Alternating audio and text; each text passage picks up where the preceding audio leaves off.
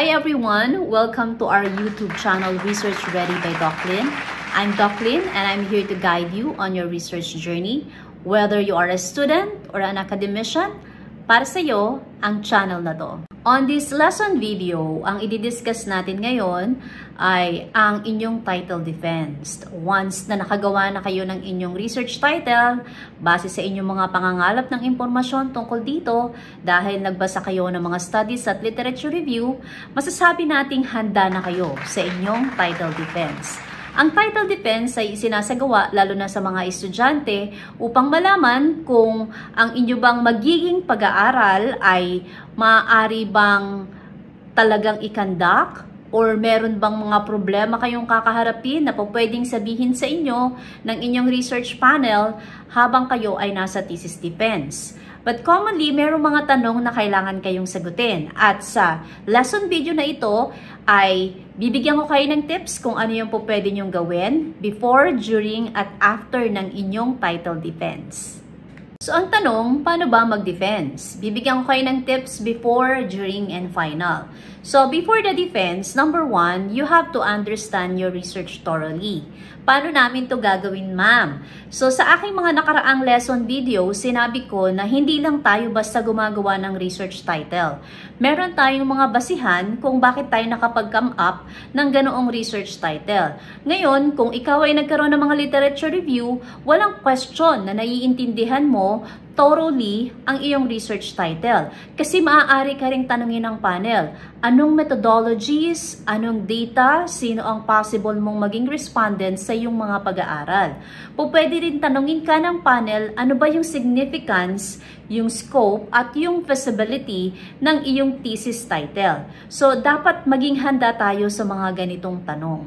Kaya ang pangalawa, know your audience. Who will compose the technical panel or the committee members of my title defense? It's very important to know who are they because always remember, each panel members has their own unique way or strategies to ask questions during defense. And if you have already a knowledge about who will be your panel members, you will be prepared on their art of questioning, at the same time, the common questions that they ask during defense. Number 3, prepare a clear presentation. Be sure that your PowerPoint presentation is working, at the same time, maliwanag at nababasa ang text ng iyong presentation. During title defense, hindi mo kailangan mag-present ng introduction at ng research questions. Because during this time, sinasabi mo pa lang sa kanila kung ano yung plano mong aralin. At ginagawa iyon kapag ikaw ay nagpo-proposal defense na. Kung meron silang mga tanong tungkol sa iyong mga literature reviews, hindi mo siya kailangang ilagay sa iyong PowerPoint. Kung hindi, ipapaliwanag mo sila kapag ikaw ay tinanong nila. But it does not necessarily mean na yung mga nabasa mo or yung mga articles at authors ay ilalagay mo sa iyong PowerPoint. Ang nilalagay lang kadalasan ay ang iyong mga proposed research titles. May mga schools na nagpapaprepare ng research titles with a minimum of 3. Ang iba naman ay po pwedeng isa lang or dalawa, depende kung ano ang polisiya ng iyong school. Pero kung ako sa iyo, bilang isang researcher, huwag ka lang gagawa ng isang research title. Mas maganda kung meron kang choices na kung magkakaroon ng problema ang ipinropose mong research title, meron ka pang alternatives. Pero importante rito ay alam mo kung ano yung plano mong gawin doon sa iyong title na naipropose. Ang susunod is practice your presentation.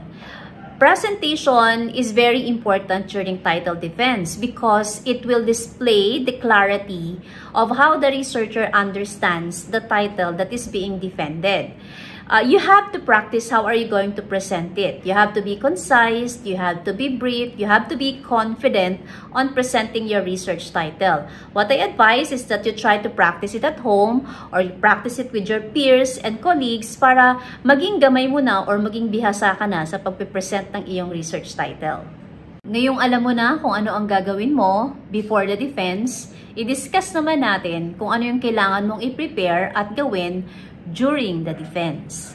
During the defense, you have to start strong. Introduce yourself confidently. You have also to introduce your paper and your research objectives and a little plan on how are you going to start your paper. You can capture the committee's attention by starting with an anecdote or a strong statement so that they might get interested in listening on your title defense. Next is you have to be clear and concise. You have to go straight to the point while you're explaining your research title. Also avoid using jargon that other technical committee members might not understand. You have to present your paper in such a way that everybody can relate to the presentation. Next is show confidence. While you are presenting your research title and on the duration of question and answer portion, you have to be confident and be assertive with all your answers. However, kailangan open ka rin sa feedback na ibibigay sa iyo ng mga panel members. Sometimes kasi meron tayong mga hindi nakikita sa ating research paper na maaaring yung ibang tao yung nakakakita. Yes, we have exerted effort on making our research title. We do research and also others are doing that. However, sometimes hindi natin nakita na meron pa palang kakulangan yung ating research. And the panel members will help us in order to address that problem. Another is engage with your audience. After your presentation, you might encourage them to ask questions. Pero dapat handa ka rin kung paano sagutin ang mga questions na to. Now, during the question and answer portion, when they ask questions, you have to respond in a most respectful manner. Merong mga panel members na akala natin galit, pero hindi naman sila galit. Okay? Pero ang tandaan natin as a researcher, nandyan ang ating panel members because at the end of the day, sila din yung katulong natin para makompleto at maging successful tayo sa ating research project. Another, during defense, you have to handle criticism positively or constructively. Merong mga sasabihin ang ating research panel na maaaring hindi kayang tanggapin ng ating pandinig, pero lahat ng ito ay makakatulong sa inyong research paper. You have to accept them constructively.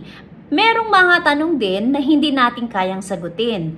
Ma'am, masama ba na i-admit na hindi namin alam? No. As a researcher, you can admit na hindi ninyo alam yung sagot and you might seek their assistance kung papaano sasagutin at gagawin yung mga tanong nila para maging maayos ang iyong research paper. Another is, be ready to discuss methodology. Hindi ito common question during title defense, pero merong ibang mga panel members na as early as now, nagtatanong sila as a researcher, ano bang plano mo? Paano mo ba ikakandak ang iyong study?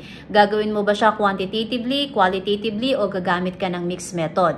Siguro maging prepare na lang tayo kung ano yung naiisip natin na mas maganda at nababagay or naaangkop doon sa ating pag-aaral. Pero masasagot din natin ito, again, kung nagbasa tayo ng mga literature reviews. Maaring sabihin natin na sa mga nabasa ko pong papel, ito po ang ginagamit, pero para sa akin pong pag-aaral, gusto ko pong subukan na gamitin ang ganitong methodology. Pag merong mga ganong sagot, ang mga researcher, isa to sa paraan na makapture yung attention ng panel members. Kasi ito ay indication na ang isang researcher ay handa at nagbasa para i-defend ang kanyang title. Kaya nga ang tawag sa kanya ay title defense. You have to be assertive, at the same time respectful, at the same time you have to be also open for some criticisms and suggestions. So congratulations dahil nakapag-defend ka na ng iyong title. Ano naman ang iyong gagawin after ng iyong title defense? Number 1, reflect on the feedback. Ano ba yung mga naisulat mo at natatandaan mo na comment ng iyong panel members or committee members? Maaring tanungin mo ang iyong research advisor or po pwede kang mag-research, paano ko ba i-incorporate itong mga suggestions ng panel members? Huwag kang malungkot kung merong mga suggestions or maraming suggestions. Isa lamang ang ibig sabihin nun, nais nilang tumulong para mapaganda ang iyong research title.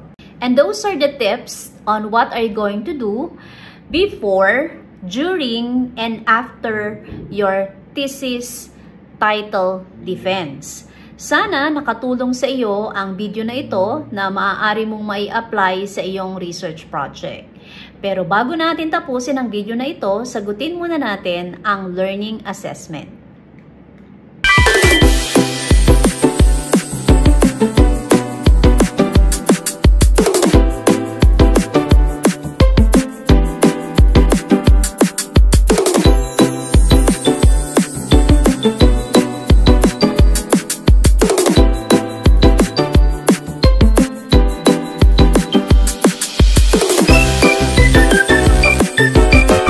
Kung nagustuhan mo ang video na to, please like, share, and subscribe para updated ka sa mga latest lesson videos. Always remember, we unlock insights to empower your minds. Thanks for watching!